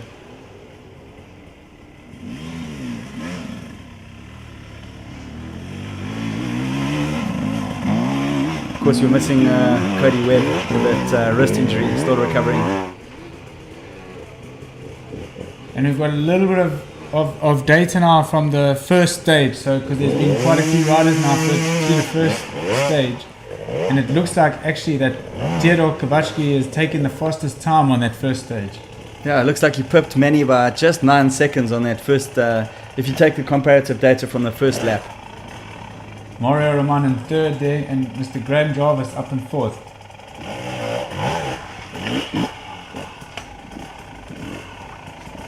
And remember, after this, they've still got a lot of other sections to do, so there's still a lot of racing to come. Well, that's really impressive from Theodore. So, wow. So far on the second loop, Mario Roman has been the fastest, beating Manny by 15 seconds. So, very, very interesting data coming out here. Very interesting. And on the first stage here where Theodore was now, he fired it straight up onto the ridge. So maybe he couldn't quite make it now. You know, the dust is really, a lot of it on the ground. Things are getting turned up. So he's just taken a line to the left there to try and avoid coming back down again and giving it another shot. Yeah, the line will definitely be changing now as more and more riders go through and start spinning up that, it just becomes so loose, doesn't it? So shot there from... There's Matty Green back in the picture. Looks like he's just conserving his energy, but you can just see how well he's riding. I mean, it's just... And he's got something that we call fastbait in South Africa. You know all about fastbait. Fastbait means basically that you just push through everything. You know, you got the ability to push. Close your mind. Close out all those thoughts and just keep Heart going. rate is jumping out of the cavity, but you still keep going. Yeah. Zoltwager, so I mean he's done quite a few Romaniacs in the past. Nice to see him in gold. He's a Romanian and he must have ridden so much in these forests. So I think Alfredo Gomez will be coming into the section again now. So here he comes. It looks like Michael Wagner. Oh, that's Michael, yeah.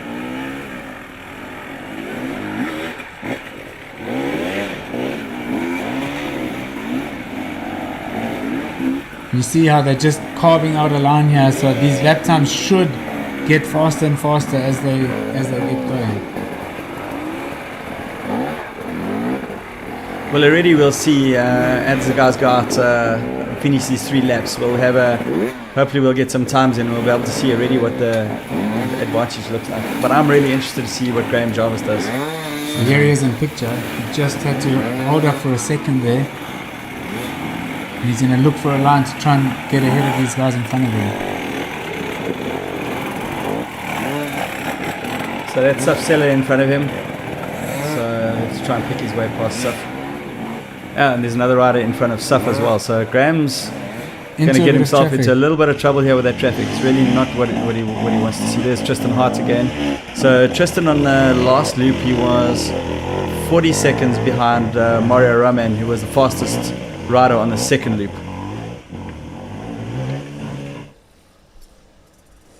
So Theodore was the fastest on the first loop. Mario Raman was fastest on the second loop. Who's going to take the third loop? Who's your money on, Craig? I think Manny might have learnt his lessons from the previous ones. Now he's got a clear head. He can just pick some good lines, and I think that he could be it. But Theodore is just riding super well today. Well, we've got a time for Manny coming out of the third stage, so let's just see what the rest of the riders do. But so far, he's pulled a minute 43 on Alfredo Gomez, so it's going to be super interesting to see when we see the other times start popping up. And if I'm correct, it looks like Mario, who at the moment got the fastest lap for the second stage, he did 19 minutes and Manny did 13 minutes for this on this last one. So it looks like he's definitely moving up. Here's the local Rink Tenstra. You've ridden quite a lot with Rink. How does he ride? No, he's so strong, you know. If he's something he can't get over, he just literally lifts that bike off the ground and pops it over. Mr. Varga again. So looks like he's doing a really good job. He looks like he's riding really well, yeah.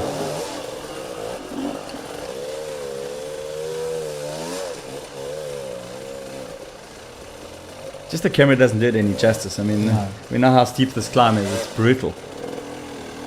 But again, the level is so high. These guys are really making it look easy. There's old Mr. Skinner again. Good Mark. He's been around helping the event organizers at the Erzberg and Romaniacs for quite some time. So he's done a lot of riding in these forests.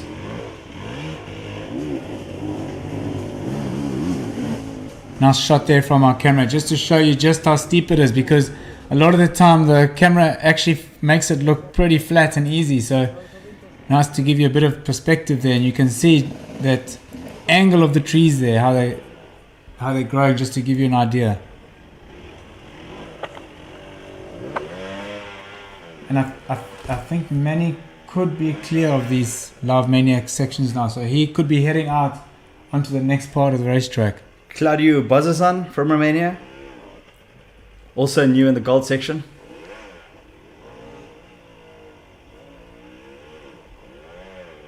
Just struggling a little bit with line choice there at the beginning. It'll be his first time into the rocks. Hasn't been up this climb before.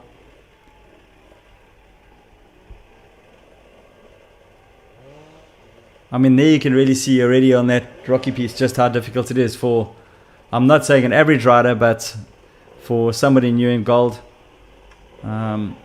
It's really, really, really tough. There's Theodore. Okay, so I'm quite keen to see what Theodore does. Remember how good he was on that high line on the last loop. Let's see what he does this time around. Got a bit of traffic there. Back to Teddy. So Maniletti and Alfredo have cleared this section now. They've done their 3 stages and they're now heading out onto the next part of the course. Manny's going into a climb now called Lost World. So I'm sure he'll be happy to have this behind him, and now he can just focus on the rest of the track and put the hammer down.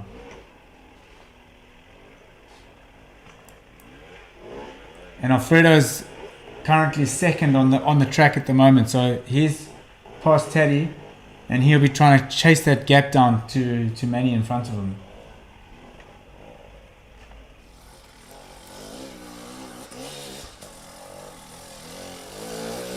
Well, Rink making short work of that piece.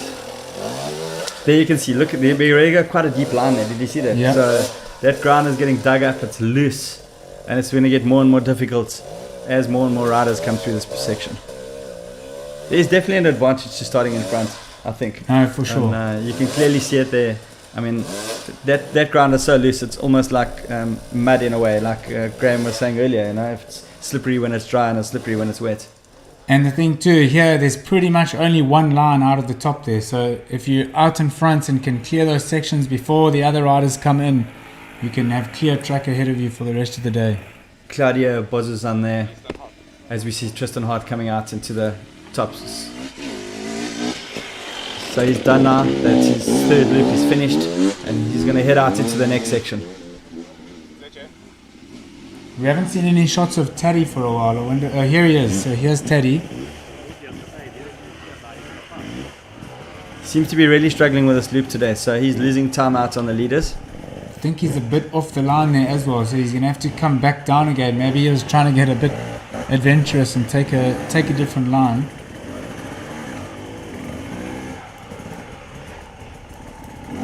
Teddy looks like he's in a spot of bother. He's definitely losing time on Manny and Alfredo and Mario Roman.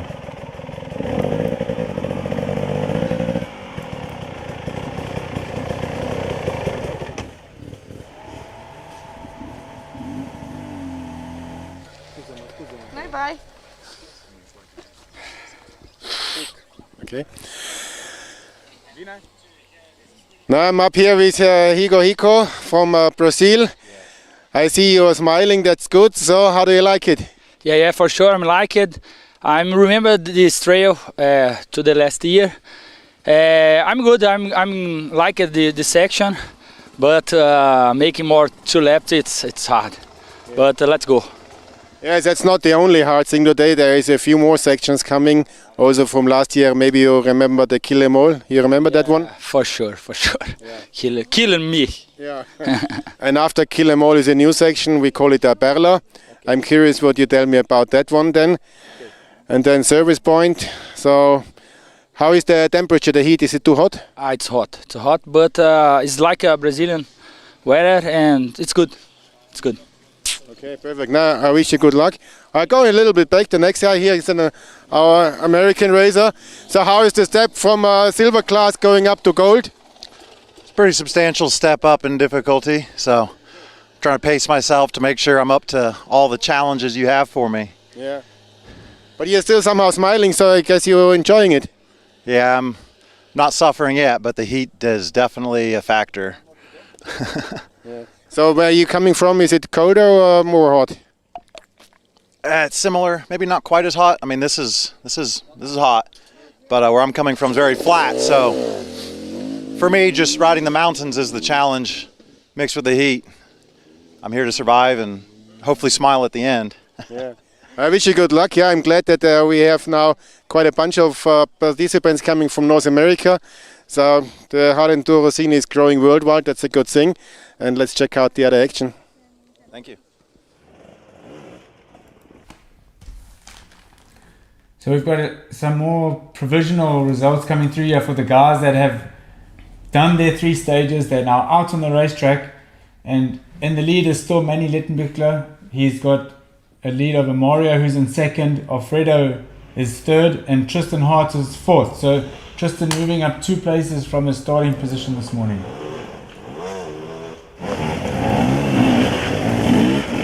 It's going to get really, really loose out there now. You can just see how that there's more dust. Oh.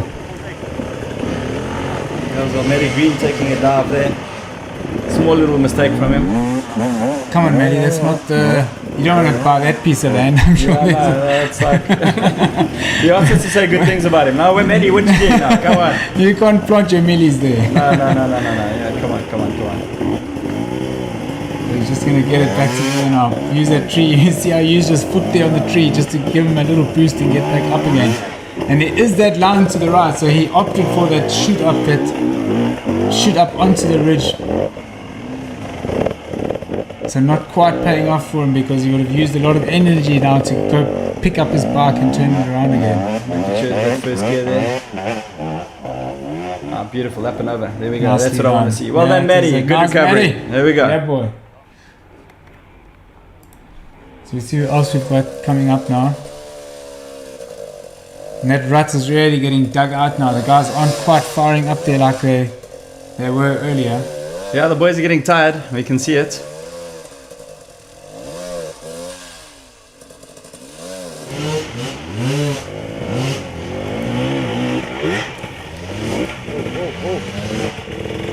That big tree there with those roots is really proving to be difficult for these guys. A lot of pushing going on there.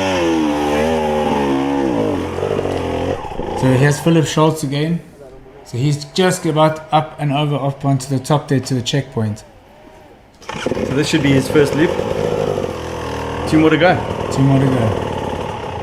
And of course the temperature is also already, things are heating up a little bit, so already these guys are at a slight disadvantage. And that's the beauty about winning the prologue, you know, that's why the prologue is so important. So Teddy's through the final checkpoint there. So Teddy's up through the checkpoint onto the rest of the track now, and he's sitting in 5th place at the moment.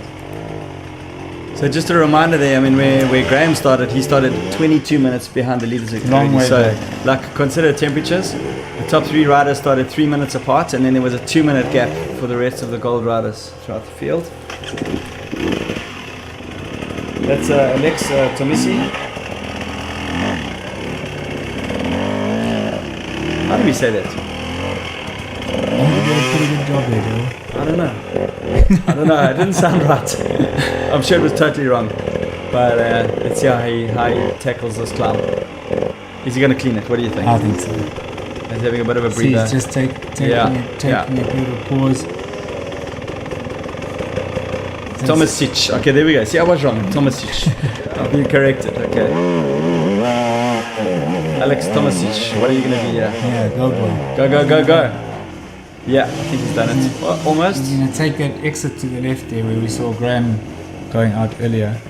And Tero. Okay, we've got some guys coming into the finish area now. So, of course, that's Skinner.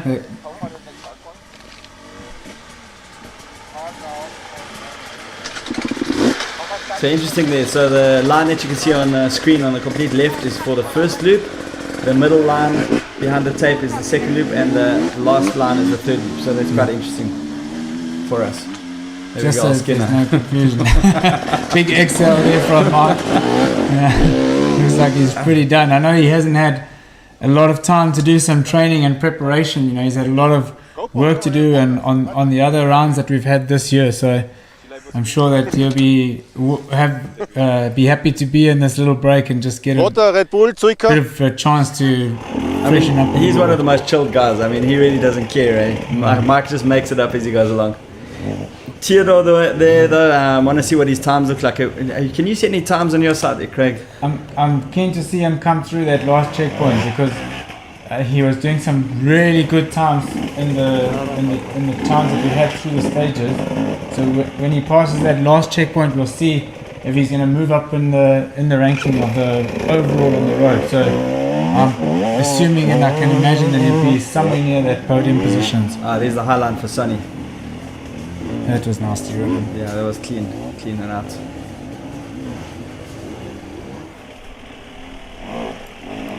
So Dominic, he's maybe burnt a little bit of a few matches there because he came into picture pretty early on, just behind Fredo and Mario when they came into the sections. So he's just starting now his last stage.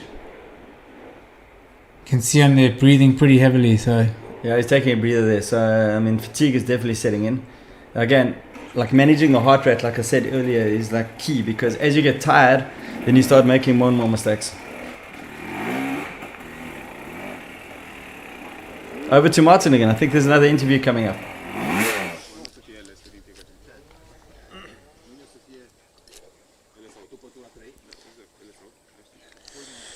Yeah, I got here Mike Skinner. Coming up the first time the babysitter. Mike, it's not your first time here in Romania. You've been a track manager with us quite often and racing also. When was your first Romaniacs? I first raced in 2014 and then since 2015 I worked with you obviously and then so this is my first return to the other side of the tape. And how do you feel? How is it? It was good until I got to the bottom of the babysitter and then it's I've quickly been reminded that it's never easy here. So actually it has been the two of us going up the babysitter the first time. I seem to remember we spent a full day here in, I don't know what year, 2018, I think, 2018. And we were I have to tell the story because we were in the garage and I had the Brazilian digging tool, the little Hattic thing. And I knew it was a good digging tool because I knew the kind of track you wanted to build, so we're going to have to do lots of benching. So I had that on my bike, and you were like, "Oh, I'll go find a smaller one for yourself because you wanted something to put inside your bag." And I said, "That one there is not going to be very good, Martin, because the top kept falling off it." But you brought it anyway, and then it lasted about 3 hits at the bottom of the hill, and the head fell off. So when we just had one tool, and I did quite a bit of digging that day, but we made it up. We did get to the top, didn't we? Eventually. So if we still got a minute to wait, do we have another minute? Yeah. Mike, maybe you can also tell the story why is it called babysitter? Yeah, so it's called babysitter because Ionuț is a Romanian guy. He's a policeman, he's a local police officer and he's been helping us for years as well. And we got towards the bottom of the hill, we started digging and it was pretty tough. And I remember I turned around, I could see he was struggling, he was battling, there was a lot of dust, there was some Romanian swear words coming out. And then I think we got the phone call or he yelled up and he said, I gotta go look after my kid, I gotta go look after my baby, my wife just called me, I gotta go. And that was the last we saw of him. And then we spent the rest of the day going up, but yeah, so hence the babysitter. So now the world knows why the babysitter is the babysitter. But still, thanks Ionuț, yeah, and everybody who's helping us out this race. And let's see some more action on the track. Finished. Good luck, Mike. Maddie Green. Come on, Maddie. Just using the throttle and the clutch there just to get some good drive and shoot up there. And he's a little lightweight as well, so he's he doesn't have the strength to go and manhandle a bike. So, I mean, his skills have developed so much. Being able to ride the stuff and not push as much. So, yeah, really, really great job from Maddie. Also, just taking his time there to check where the best option would be. Yeah, it's going to be super cool to see him in the next couple of days. He obviously wants to keep his lead in the Junior World Championship, so yeah, he'll be pushing hard. Rico there again. And just looking out on what's happening on the track. It looks like the riders are pretty evenly spaced out there. The gap between Manny, Alfredo, Mario Roman and Tristan Hart. Teddy's been the early loser. He's struggling on this first 3 loops. He's lost a lot of time. But the gaps between the rest of the guys look pretty even. And what I can see is Graham Jarvis. I actually think that he's made time on everybody. So yeah, he's definitely going to be the silent assassin for today. He's definitely the danger man on the day for the front guys. So we just saw in that picture earlier Theodore coming through the last checkpoint before heading out onto the track with the rest of the guys that were ahead of him. So I can give you some provisional results here again up to that point. At the moment we have Manny Lettenbichler in first, Mario Roman in second, so he's on a charge. Third in Alfredo Gomez, fourth Mr. Graham Jarvis, and fifth Theodore. So he's done some good work there. He had posted some good times in those earlier stages. Michael Walkner in 6th, Tristan Hart in 7th, Sonny Gorgia in 8th. Yeah, so there you go. So it looks like Graham is doing a good job out there. So. And it's amazing how he just keeps his cool, you know. He just knows what to do. He's so calculated. He knows what's coming. He's got so much experience in this. And he's just making that to good use to slowly catch them, you know. He just don't want to go too hard in the beginning. Just save his energy and just slowly reel them in. Well, he's won this event 6 times, so he knows exactly what he's the doing. master.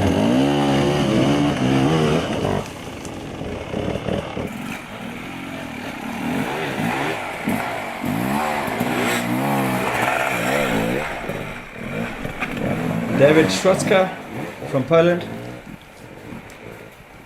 also new in the gold class. Also new.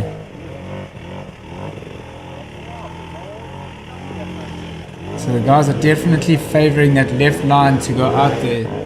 But you just saw him stopping there, Safsela just stopping for a moment he just had a look at that line up on the right. So it'll be in his mind for the next stage when he comes around to use that shoot up on the right hand side. Florian Kirschmeier there, our Austrian rider. So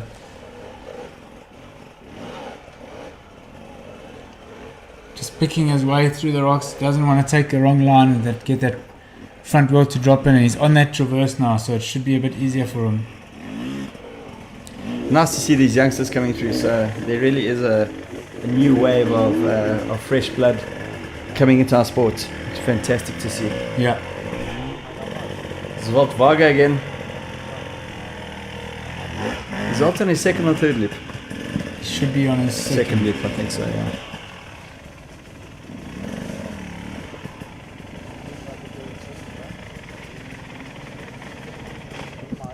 What about tyre preservation today? I mean, the super gummy tyres in these dry conditions. So lots of tyre management needs to happen. No, absolutely, and we spoke earlier about, you know, making sure that you look after your bike, maintain your bike. It's got to get you through the whole day, and so does the tyre, because the guys are not allowed to change tyres at service point. They've got to use the same tyre from the start to the finish. So if you choose a super gummy tyre for these really hard sections, it'll give you some definitely an advantage in the beginning of the day like now, but they've still got about 100 kilometers to ride from here to the finish over some faster terrain. So you definitely want to conserve that tyre, because if you get to those last hills and you've ripped all the knobblies off the tyre, you're going to lose a lot of time. So in the early years, of course, we just had normal motocross tyres. It wasn't as technology's improved. There's so much that's gone into these tyres. There's a huge market for hard enduro tyres with soft compounds. The bikes have improved. We've got just so much power right off the bottom. Most of these bikes are 2-strokes, and most of them are like 300cc bikes, and there's just like so much power. Very different to a motocross bike. Here we've got purpose-built enduro bikes, lots of torque, and then the trick is to get the balance right between your clutch control and a good choice of suspension and tire to get that power down onto the ground. And the trick is always like no wheel spin, and just manage. You get a feel for what the bike is doing. Chain always pull off. You know, chain. I don't know. Did I explain it properly? I mean, you can dig a hole, or you could, rock your bike and find every inch of traction, and that's where Manny and where And Graham Jarvis was so good. Yeah, and there's a lot of different options that the guys have now for what they use in the tires. So nobody really uses tubes anymore. There's some options of either using a mousse, which is like a foam that goes in the back, or a tubeless option. And there's a lot of science and testing that the guys do. They drill holes into that mousse to try and make it softer. And we heard at one of the previous events that Manny even did some tests of drilling holes at different angles and different from the side and from the top. So the guys spend a lot of time to try and get the right compound of the tire, the right pressure in their mousse for the different terrain that they're going to be riding over. Yeah, it's critical, and it makes like such a massive difference in all these different sections. So Philip Schultz again.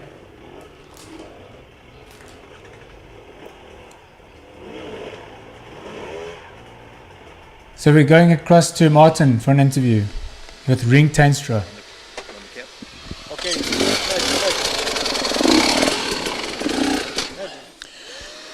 Ring, how is it going today? How do you like it? Yeah, it's just how I like it. It's tough, not rainy, dusty, but it's all good till now. Is any Romanian in front of you? No. I just passed Claudio Bozesyan on the fast stuff and Varga Jolt here on the babysitter. So maybe we team up somewhere, in these 4 days. Who knows? It looks good. Yeah. So you also know what's coming after here? I think I know something from last year's, so I don't burn all my energy up here because I know it is still a long way till the finish. Yeah. How are you doing with the water? Do you need some water? No, I'm good. Yeah. Okay. Yeah. Wish you good luck. Yeah. Thank you. Enjoy. Thanks. So interesting to hear Ring say there that he's going to team up with Varga. They're countrymen, they know each other, and they know now after this they've got some really heavy sections coming up, so they might want to team up and just help each other, because if you settle into that pace and settle into the groove, because this race is not all about twisting the throttle wide open and just hanging cable as fast as you can. You got to conserve yourself, and if you get into the groove and there's somebody around you that you're just riding the same pace, it can be an advantage when you get into these bigger mountains. Maybe you need someone to just pull your wheel over a rock or something just to make your day a little bit easier. So yeah, of course, riders can help each other on these sections, but nobody from the public, and also the organizers can help. So if they had a really, really difficult section, then they could help each other. So here we have our results so far for this section. Manny taking all three stages combined time there by almost 40 seconds ahead of Alfredo. Mario in third, Tristan Hart in fourth. He was only 27 seconds behind Manny, so that's really good riding by him. Teddy was the fifth fastest there, followed by Theodore and Graham Jarvis number 7th. Michael Walkner, we've seen a good push from him and we know what he's capable of. Matty Green in 9th.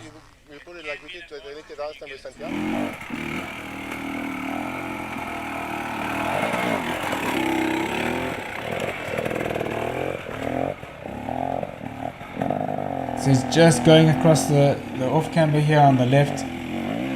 I'm sure that those fences would have been doing their job now with all these guys on the same hill.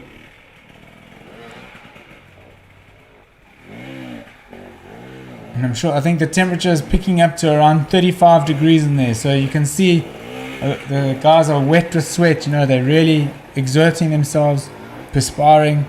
I'm sure they'll be happy to get up on the top, have that little break, get some water, and freshen up a little bit.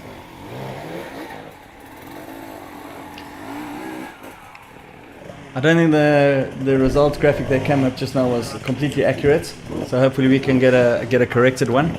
And I'm looking out at the track again on the live tracking, and we can see there that Letty is ahead, and it looks like Mario Roman and Alfredo Gomez. It looks like they're very close to each other, so that's going to be quite exciting later on. Tristan Hart is a fair way back, so I think the real fight for second place is between Mario and Alfredo Gomez. As we see Matty Green clean that section again. He got really hard there. Yeah, that was effortless. Good drive, and I saw him knocking it down right into first gear, so maybe he's decided to, instead of clicking it into second and getting your revs up and spinning the tire. He's just popped it down into first and just used that torque of the bike, to just get good drive, and that maybe helped him to get higher up. Just look how steep it is. I mean, the cameraman standing on top there, he looks so far down on the bottom. So that's Claudio Bozasan from Romania.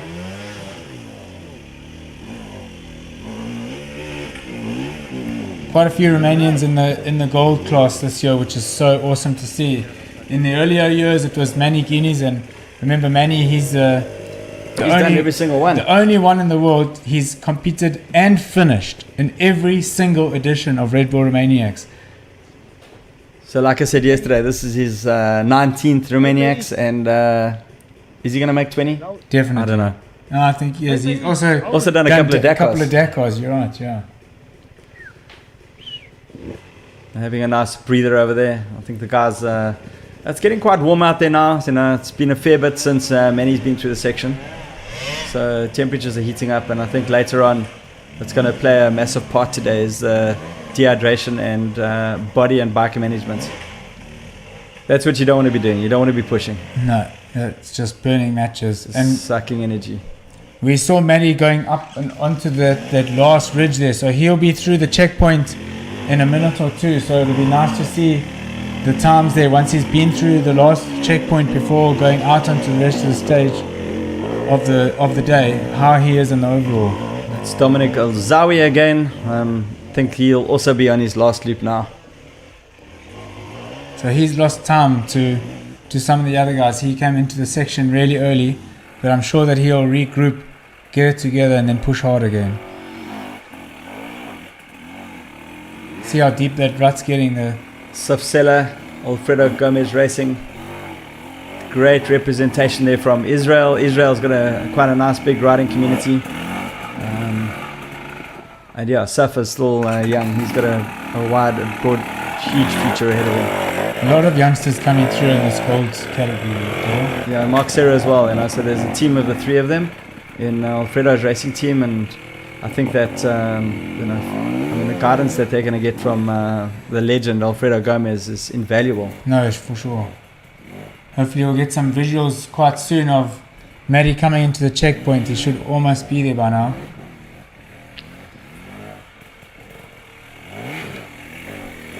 And remember, these guys have a long day ahead of them still, and they're already sweating, putting in a lot of effort, and there's still a lot of riding to go.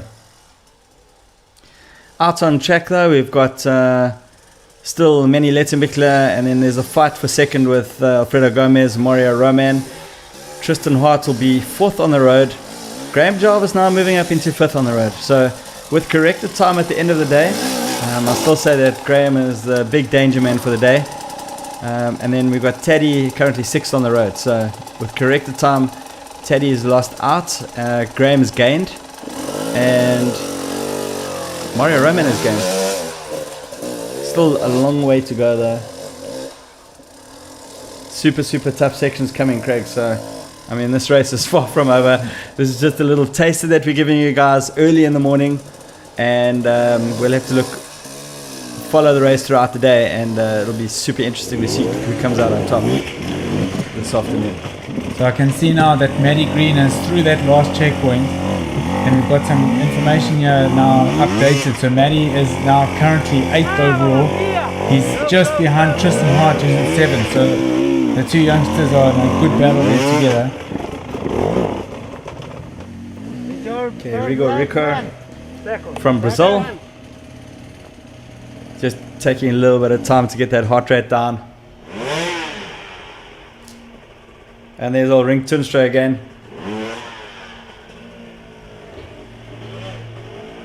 I mean, he knows what's in store for him, right? Nice riding there, just hopping over those holes.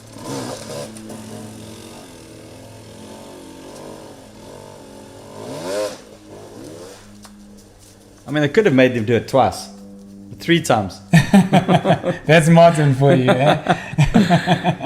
I can tell you that absolute worst thing for Martin, the worst thing that anyone could ever tell him, is that it was too easy.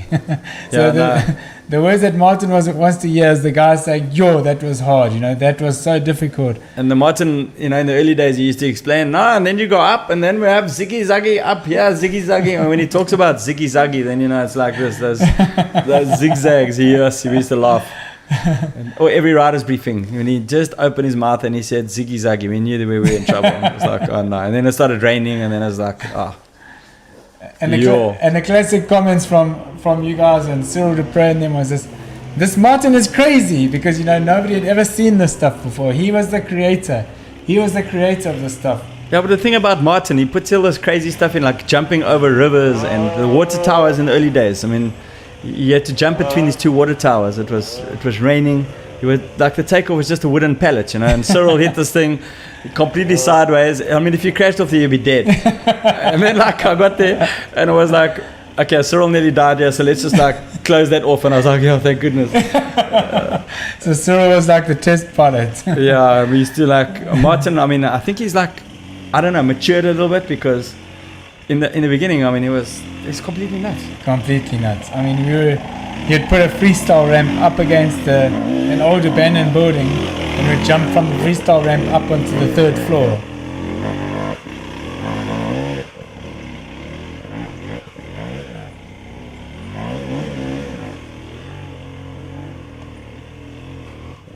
But I don't think there's still lots coming from Martin, so let's go switch back to him for an interview.